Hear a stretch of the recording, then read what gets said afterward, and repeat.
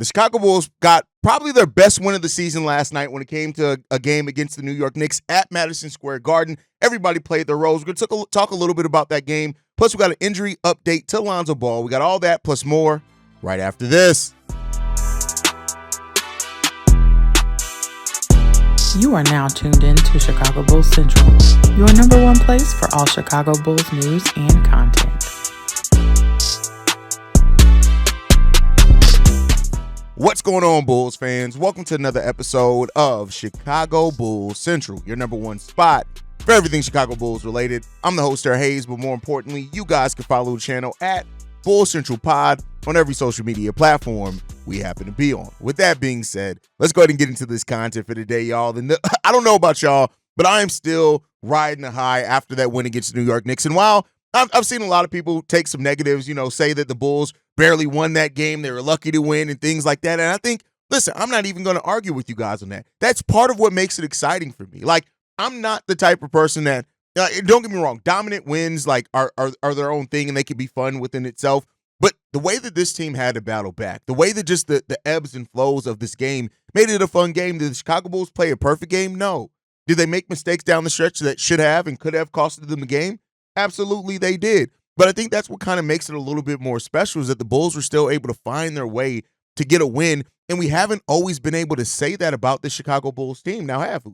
It's been a team that over the last few years, hell, I've been covering it every day for 3 years that, we talk about the Bulls losing games and losing games that they should have won, or other teams go on run and we just give it up to the other team. Like the way that, despite Karl-Anthony Towns' big third quarter, right, and fourth quarter for that matter, the Bulls are able to find their own balance and get back in this game, and they did it really as a team. Again, another one of those team wins where everybody plays their part.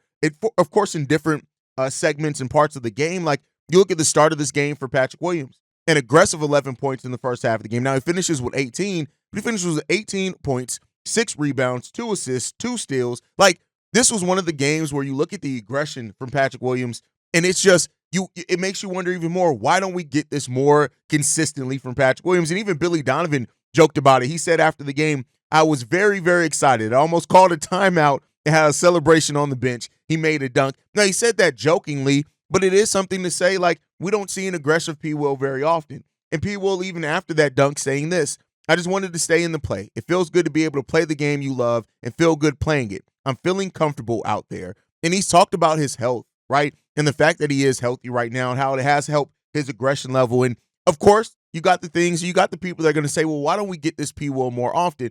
And you're right. It takes nothing away that we need a P. Will that's more aggressive more often. He did it because the same, like people like me to say, well, P. Will's the 5th option on offense. He's not going to get a lot of shots, so he's not going to average a lot of points. 18 points on 9 shots. If you can do that as a 4th or 5th option pretty consistently, right, that's huge there. And I've said this multiple times. P. Will averaging 16 points per game with what his role is on the offense is huge for this team. And with already the defense that he brings, right? And those type of things. And so this was one of those games where you saw P. Will defensively. You saw him defensively at times against Karl-Anthony Towns. You saw him defensively at Jalen Brunson during the last stretch of that game, even though, honestly, they probably should have left Zach LaVine in that on Jalen Brunson because Zach LaVine was actually playing some pretty damn good defense on Jalen Brunson. But, they went to Patrick Williams on that, and he didn't foul in those moments, which is what really doomed the New York Knicks, that Josh Hart foul on the 3-point line via Kobe White. Like, and it's something to be said about it. This was one of those games where it's just like, this is the type of game that the front office looks at and they're just like, hey, it just makes them like want to keep investing in P. Will. We just need this P. Will more often. And at some point, you just have to come to the realization whether you're going to get it or not. But when you do get this type of a game from P. Will, getting to the free throw line 4 times, like, it's big. It's huge to be able to get this type of performance from P. Will. And then Dalen Terry. Listen, I know we're going to talk about Zach, and a lot's going to be made about Zach and Kobe and Vooch, and rightfully so. Something's going to be made about Josh Giddey going 2 of 7 in this game. But overall, like, also Dalen Terry. And Dalen Terry starting to understand his role. He said after the game is this. It's not about scoring to impact the game, which is something I've been telling you guys for quite a while. They keep talking about scoring for every one of these players. Every player's role is not scoring. But he said that. Just watching Alex Caruso for 2 years, it really wasn't that hard. where I could be like, okay, no matter what I believe I can do for whatever basketball team it is, I think for this team, this is what I've got to do to be in the rotation, to get more minutes, to win games.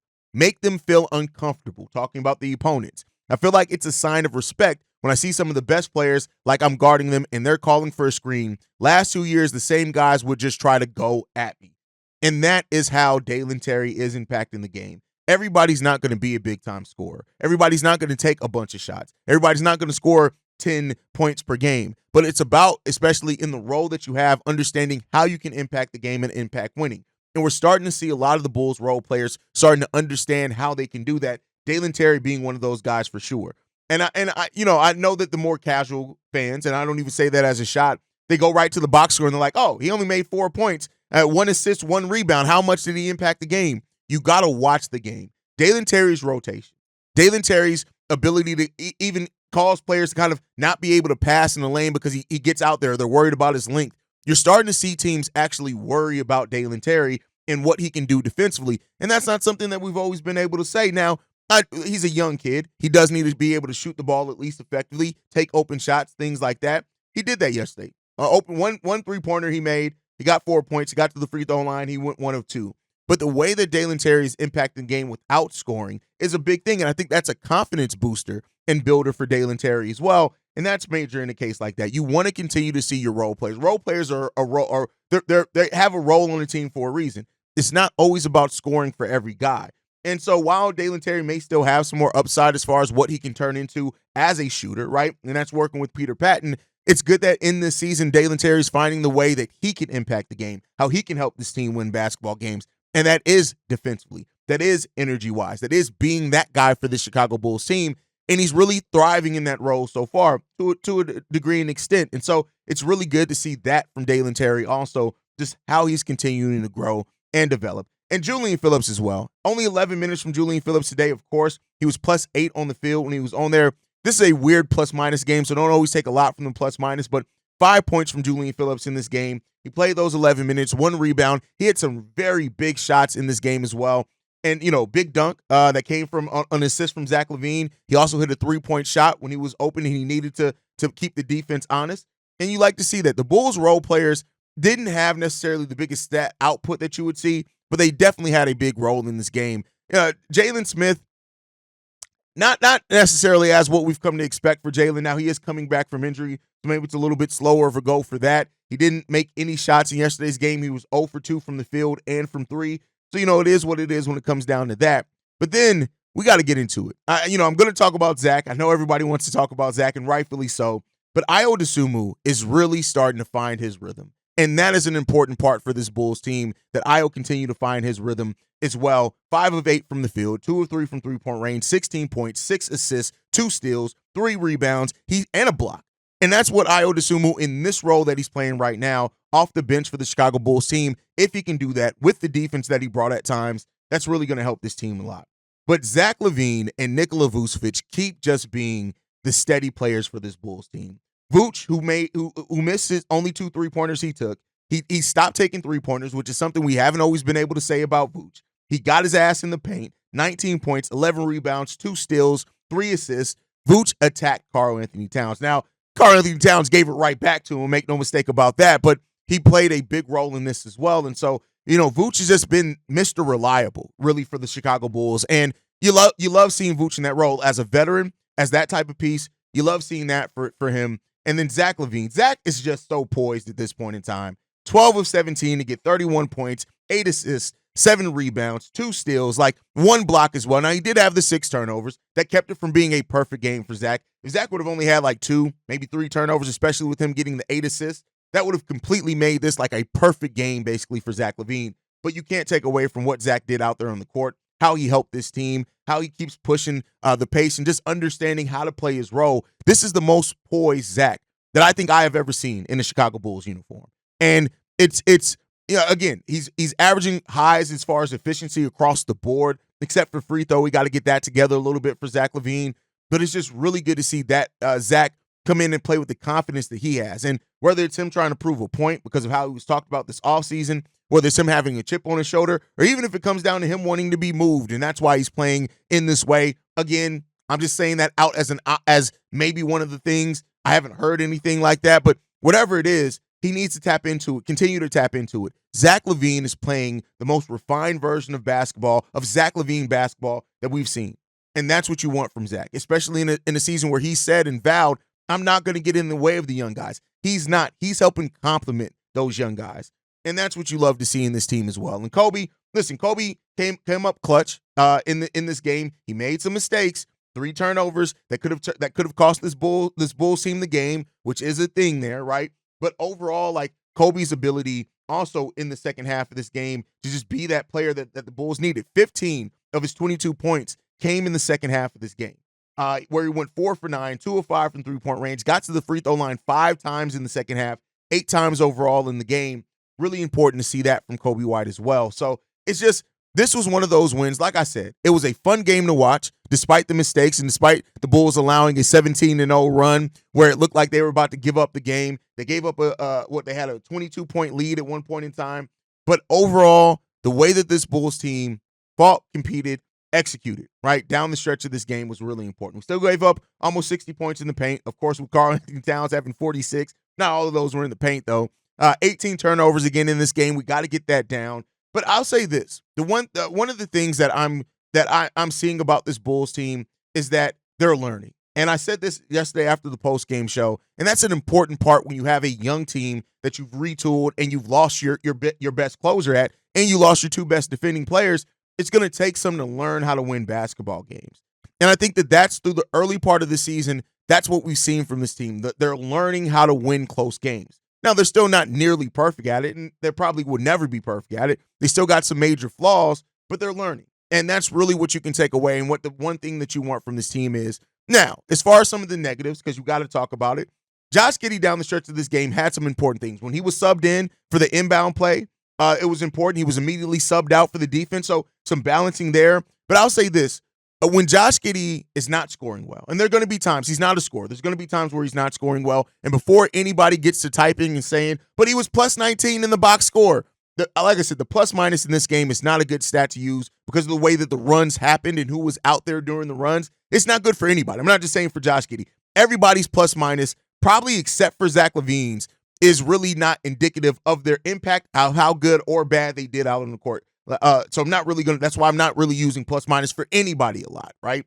But when Josh Giddey's not scoring well, I think the thing that we need to see better from Josh Giddey, and some of this also comes down to the schematically, and Billy Donovan has to do this, but he has to facilitate a little bit better. And because of Zach LaVine, I think how he was passing last night, we saw Zach LaVine have the ball in the half court more, which led to also the 6 turnovers from Zach. And I just think we need to use Giddey a little bit more in those situations and opportunities because he's not going to bring a lot defensively. He's going to give effort defensively, but he's not going to stop really anybody defensively. And if his shot's not falling, the way that you can keep Josh Giddey in the play and keep teams that have to still guard Josh Giddey, honestly, is the way that he's able to make plays. And I think that that's just something that Billy Donovan schematically has to look at better balancing overall. And it comes down to that as a thing for this team anyway. We got to balance it better. And the rotations at times, like we had times where we had to sit some guys. The 17-0 run that the Knicks went on, Zach LaVine was on the bench for, I think, the entirety of that, if not definitely the majority. Billy Donovan has to be better at kind of the ebbs and flows of that, right? Knowing when to call the timeout to get people in. And that's just something that just I got to point out to Billy Donovan. I think he'll be better at it at times. We've seen some good coaching. We've seen some bad coaching from Billy Donovan, some of the same limitations, but some of the things he's also getting a little bit better at in some areas. So I think that's something as well for this team. And with NBA Cup play starting for the Bulls on Friday against the Cleveland Cavaliers, I really hope that this team is prepared and locked in for what that game needs to be. Personally, I hope that they really are locked in and prepared for that because it's going to be a doozy. And it's going to be a tough game. And it's going to be one of those games where the Bulls have to really, I think, lock in a lot of ways. So, but overall, this Bulls team is coming around, man. Madison Square got 12 minutes in this game as well.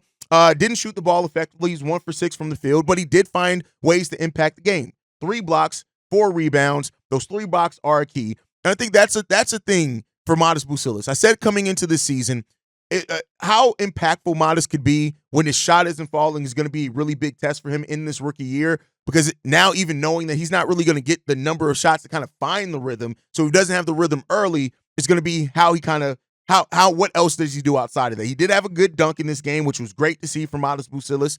And it doesn't seem like his confidence is too shaken. So that's a really good thing as well coming from this team. But hey, we got things that we need to work on. We got things that are going well for this team. Of course, a lot of people are going to talk about the Zach and Vooch upping their trade value. That's a thing around here. You got some Bulls fans that don't want to hear the trade talk because they want to hold on to you guys. You got Bulls fans that want to talk nothing but trades. And, ultimately it comes down to this. I'm going to cover whatever happens for this team, right? Whatever news comes out, rumors comes out, we're going to cover it all here. There was actually Nikola Vucevic, the Los Angeles Lakers for a package built around D'Angelo Russell trade that I saw. I hate it. I don't want that. Don't want that at all. I'll say this, right? Like, I don't want D'Angelo Russell on this team, not just because of D'Angelo Russell. It's not like his contract's long or anything like that, but it does for me also come down to the fact of what the hell is D'Angelo Russell going to do for this team? But the Lakers also don't have a lot of picks to offer. I think that's a big part in this as well. They don't have a lot to offer as far as that type of compensation either. So even in a Nikola Vucevic type move, I just don't see it necessarily happening. So, and that's just my personal opinion on it. We'll see. In that same article where the Zach LaVine to the Orlando Magic trade was mentioned, it was a Nikola Vucevic to the Lakers for D'Angelo Russell, Christian Wood, and the 2025 second-round pick. I'm not interested in that at all. Personally, I'm not interested in that at all. Maybe some people are. You can let me know how you feel about it. But hey, it is what it is there. All right, we also, before we go, we got to talk about an update to Lonzo Ball. He mentioned how he wants to try to make his return this weekend for the Chicago Bulls. But Billy Donovan kind of threw a little bit of realism on it. And, I've always said that Billy Donovan is the most transparent when it comes to injuries. He's not transparent about everything, but when it comes to injuries, you typically get a straight shooter from him. So he talked about returning either Friday or Sunday's games for the Chicago Bulls. But then Billy Donovan followed it up and saying this. He's obviously dribbling, no setbacks. I wouldn't say that he's pounding it all over the place. He's slowly working through it, but he's progressing. The hard part is going to be throwing the ball at him, catching, then obviously defensively using his hands when someone tries to drive. I know he was optimistic and hopeful to get back this upcoming weekend. I don't know if that's realistic. That's what he's shooting for. We're not ruling that out, but a lot of it's going to depend on how he progresses in those areas. When he starts shooting threes, how does he respond? They're going to make him do some things live and guarding the ball to see how he feels when all of a sudden he's hand-checking the guy. We haven't gotten those places yet, but those are all markers he needs to get through, hurdles he needs to get through before he can take the next steps in terms of getting to the floor.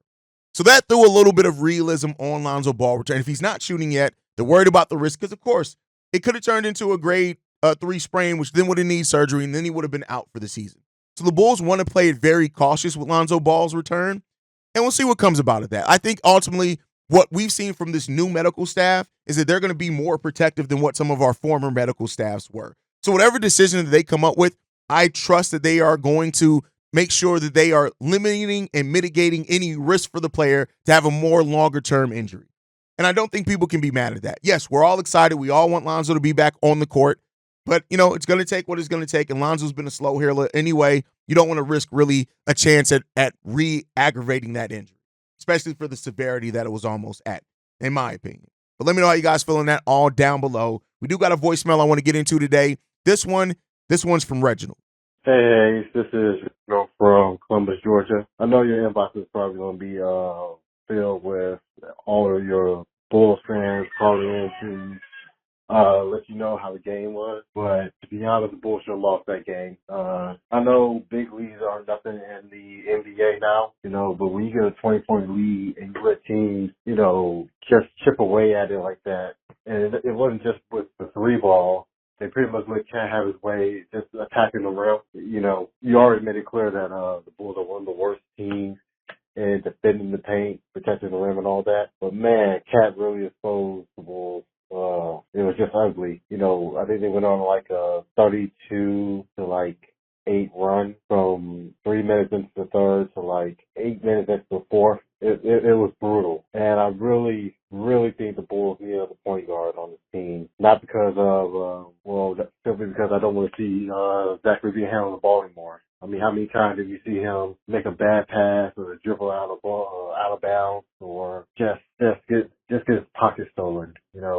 He's someone who just shouldn't be handling the ball for any considerable length of time. And the minute Giddey's off the court, it just leaves him to do, all his worst instincts.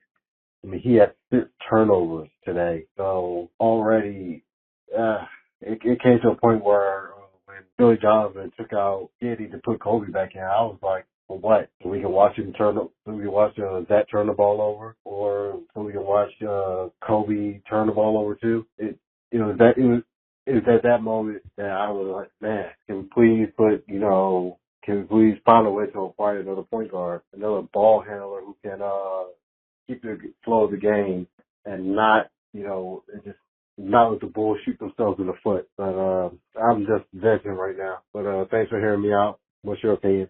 Another point guard? I don't like. I get it in Lonzo and things. Here's what I say. I don't think we need another point guard. I just think that we need to get back to what we've already known and seen about Zach LaVine. He doesn't need to handle the ball a lot in the half court. And Zach's been really good in catch and shoots. He's been really good at immediately driving, but you're still going to have some of that. Like Zach LaVine is a solid passer. He gambles sometimes, and he makes, and him and Kobe can both do this at times, where they try to do some passes where honestly they should have gone into it with a plan. It's like they pass out of a thing last minute, and they just look weird doing it and it turns into a turnover. But I don't think we need another point guard on this team. Like, we have enough guards. I don't think anybody's going to really say we have enough guards. We need to utilize our point guards better in the half court to take the ball out of Zach LaVine's hands and allow him to do more catch and shoot things, coming off screens, cutting to the rim, cutting to the basket, and just trust that those guys are going to catch Zach LaVine. But also, when Zach LaVine's in a rhythm, you're probably going to ride the hot hand there. So there's that aspect of it as well that you got to look at and think about as well. But I don't think another point guard is the answer. We need just utilize Vucevic's passing a little bit more, right? Let's utilize that. Just utilize the fact that we got 2 guards on the court, 3, but we got 2 point guards on the court at any time. And Josh Giddey, Kobe White, or Ayo Dosunmu, usually 2 of those guys are out there on the court at any point in time. Let's use that. I won't say that we necessarily need another point guard, but I get what you're saying as well as Kobe being turnover prone at times as well. So it's that when it comes down to it. Billy Donovan has to manage the rotations better. He has to kind of learn the ebbs and flows of managing what personnel is out there with the other personnel. And, of course, it's easy to do from our side when we have, these analytics and things in game. It's a little bit harder to manage. But, I don't think an answer is another point guard. I think the answer is just using your rotations better, using your personnel better, KYP, right? And playing to the strengths of your players while also kind of balancing out some of the weaknesses that players have with strengths of other players at the same time. I think that's one of the keys there. But great voicemail, as always, Reggie. That's my time for today, guys. Make sure you guys are following the show at Bulls Central Pod. You can send us any feedback, questions, comments, concerns. bullscentralpod@gmail.com. Lastly, if you want to leave a text message and our voicemail for the mailbag, the number to do so, 773-270-2799. We are the #1 spot for everything Chicago Bulls related, but that's thanks to you, lovely and beautiful people. And like I like to end every episode on, go Bulls. Love you guys. See red if you can, y'all. Peace. This has been a presentation of the Break Media.